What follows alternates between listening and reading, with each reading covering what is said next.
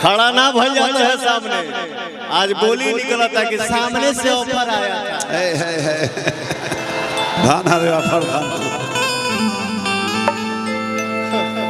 मार तोरी ऑफर के देन के नहीं, सामने से ऑफर आया था तो हमारे भैया सब रील बना दिए हैं। ऐसा दिन आ गया है पवन सिंह का।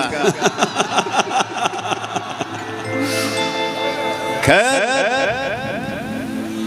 इंसान के अंदर अभिमान नहीं बट स्वाभिमान होना भी बहुत जरूरी होता है। सही बात है। जब स्वाभिमाने नहीं है तो फिर जी के मतलब क्या है ना? पवन सिंह को बोल के किसी भी कलाकार को अगर सुकून मिलता है, व्यूज मिलता है यूट्यूब पे, चर्चाएं मिलती है, चर्चाएं होती है, जाओ तो बात बोल के खुश हो लो। जाओ जाओ। मैं हर बात का जवाब देना उचित नहीं समझता। जय श्री राम।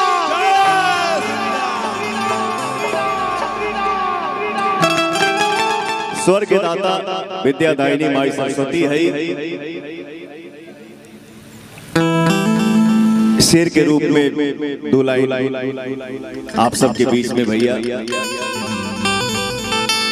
सरदा भवानी रखा सभा बीच पानी। अपने जीवन की शुरुआत गायकी का मैं इसी लाइन से किया था। जो हमारे चाचा हमारे पर्स में जो 2 रुपए का नोट दिए थे ना, आज से 25 साल पहले, वो हमारे पर्स में वो 2 रुपए का नोट आज मिली। तो भैया रहे ना पर्स लेके घूमता नहीं हम। पर्स का जमाना बाब, गूगल पे फोन चलता है। तो मैं अपने जीवन का शुरुआत इसी लाइन से करता हूँ हर मंच पे भैया। कोशिश करता हूँ कि आप सबका आशीर्वाद मिलता रहे। सरदा भवानी राखा सभा बीच पानी।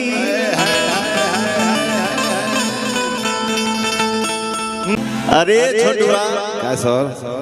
चलो गाना बजाना तो हो ही रहा है, जिंदगी भर होगा। हाँ भाई, जब ले जिए के बाद तब ले सीए के बाद। बैठे हैं तनी बातचीत हो जाए।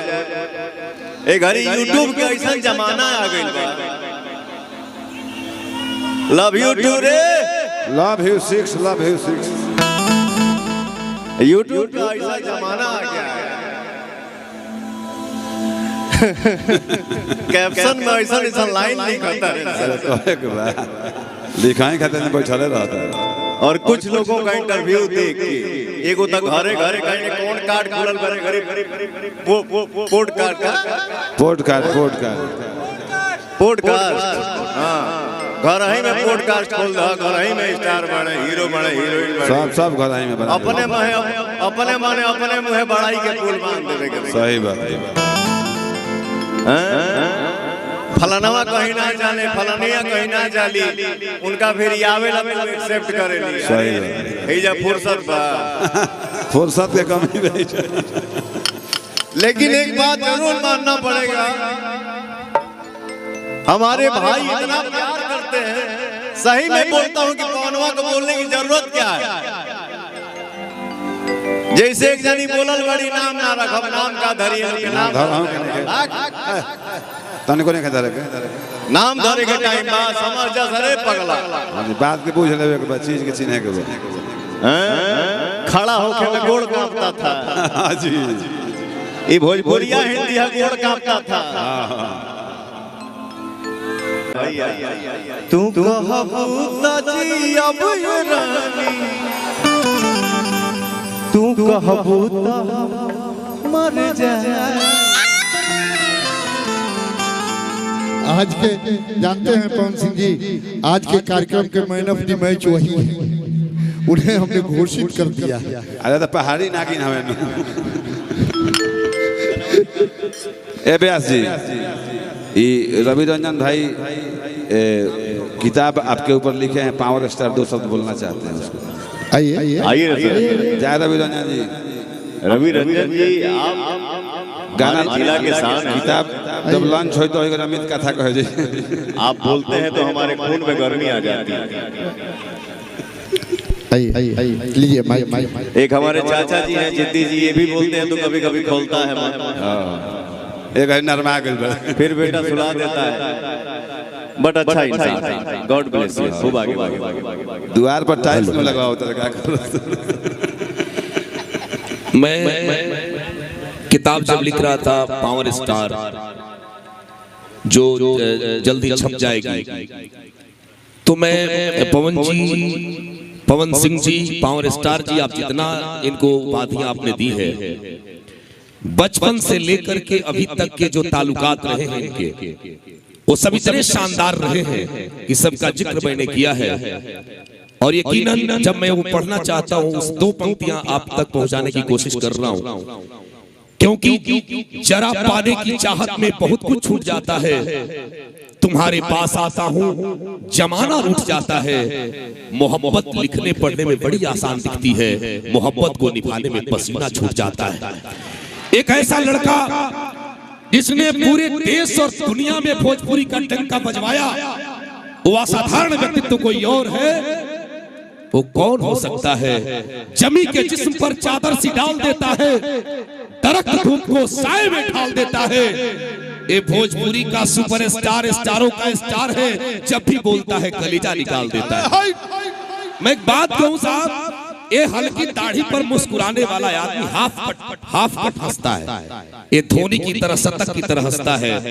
ये आधा हंसता है, आधा मुस्कुराता है। लड़कियों को पता ही नहीं चलता हंसता है कि मुस्कुराता है। इतना सुंदर भोजपुरी का स्टार, तब जाके कहूंगा कि जिंदगी को खुद का तलफकार नहीं होने दिया, जिंदगी को खुद का तलफकार नहीं होने दिया।